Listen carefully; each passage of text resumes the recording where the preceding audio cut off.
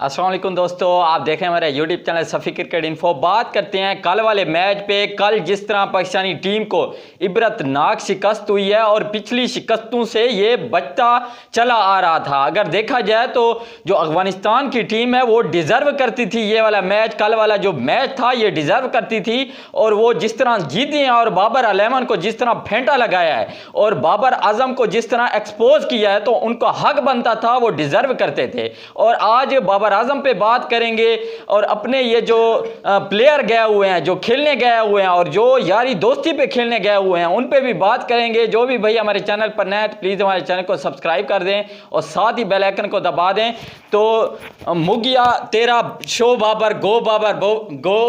अब बाबर के बारे में आप क्या कहेंगे कि जिस तरह वो इस वर्ल्ड कप में एक्सपोज हुआ है, उसकी कप्तानी एक्सपोज हुई है, उसकी बैटिंग एक्सपोज हुई है और जिस तरह हम कहते थे कि हमारा किंग है यार, किंग इसी तरह होता है कि बाबर अलैमन को आप छुट्टी करनी चाहिए और पाकिस्तान की जान छोड़नी चाहिए। बिल्कुल, सबसे पहले तो ये इसको जो कहा जा रहा था कि कप्तानी से सबसे पहले तो ये है नाकिस किस्म की कप्तानी इसने की है, बहुत ही गंदी, क्योंकि इसको कप्तानी आती नहीं है। ये अपने डिसीजन इसे पता नहीं होता कि मैं क्या कर रहा हूँ क्या नहीं, इसको कंडीशन का पता नहीं होता कि बॉलिंग किसको करवानी है, फील्डिंग आपने कहाँ ठहरानी है, आपने कोई प्लानिंग इसके दिमाग में नहीं है। बस जो आ रहा है बॉलर आप उससे ओवर कराई जा रहे हैं, आपसे विकेट नहीं निकल रही, फिर आप ओवर करवाते जा रहे हैं। हारिस रऊफ को 17 लग गया, अगले ओवर में फिर आपने उसे ओवर दे दिया। तो आपको बॉलिंग चेंज करने की समझ नहीं आ रही। जब आपके पास इफ्तिखार अहमद है तो आप उसको लेट ओवर क्यों दे रहे हैं? आप पहले ओवर दें इस तरह के, और आपके पास ऑलराउंडर हैं उनसे आप ओवर करवाएं।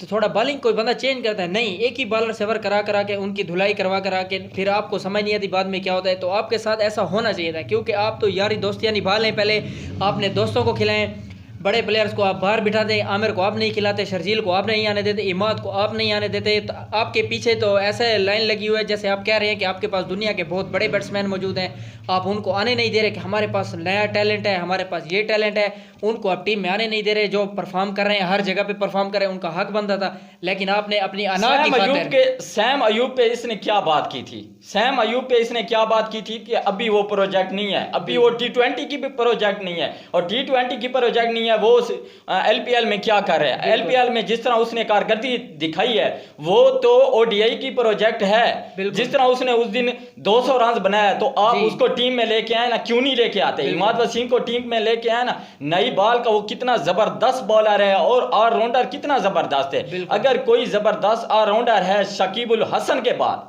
शकीबुल हसन के बाद अगर कोई जबरदस्त ऑलराउंडर है तो वो इमाद वसीम है। उसका कसूर क्या है यार? मुझे ये तो बताए बाबर अलैमन और बाबर ये बताए कि इमाद वसीम का कसूर क्या है।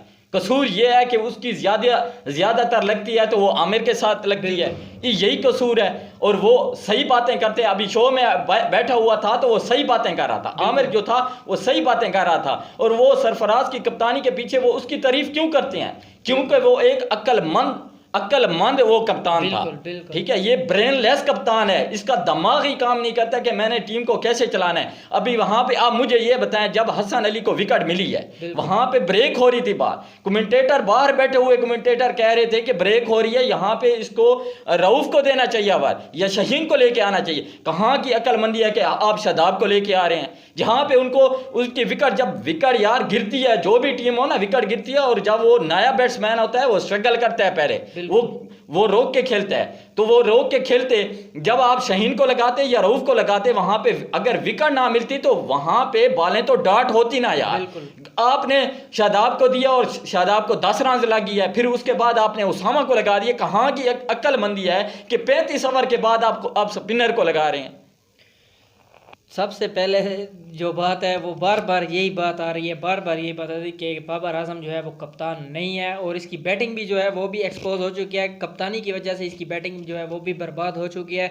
और मेरा ख्याल यही है कि अगर पीसीबी चाहता है कि पाकिस्तानी टीम में मतलब कोई बैट्समैन बाकी रहे तो इसको कप्तानी से हटा दें, वरना ये कप्तानी के साथ साथ अपनी बैटिंग से भी हाथ धोगा और पाकिस्तानी टीम जो है ये इसी तरह किसी भी इवेंट में आसानी से बाहर हो जाएगी।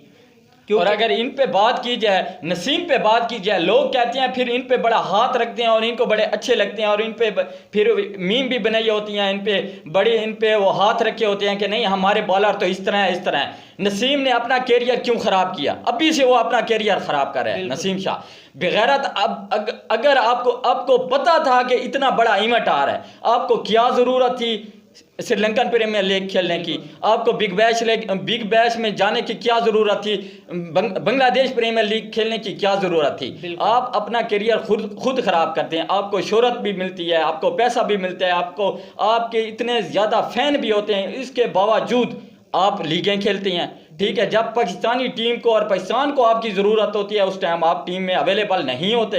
तो ये सारा अगर कोई कसूर है ना, ये पीसीबी पे हम ब्लेम लगाते हैं कि पीसीबी कसूरवार है। पीसीबी कसूरवार है, साथ वो भी कसूरवार है। बिल्कुल ठीक है, अब क्यों देते हैं प्लेयर को, क्यों खेलने देते हैं? बिल्कुल, आपको पता है कि वर्ल्ड कप आगे आने वाला है तो अपने प्लेयर्स को क्यों लीग खेलने के लिए छोड़ते हैं? अब जब आपको पता है कि आगे इतना बड़ा वर्ल्ड कप आ रहा है तो आगे आप क्यों लीग उनको खेलने देते हैं?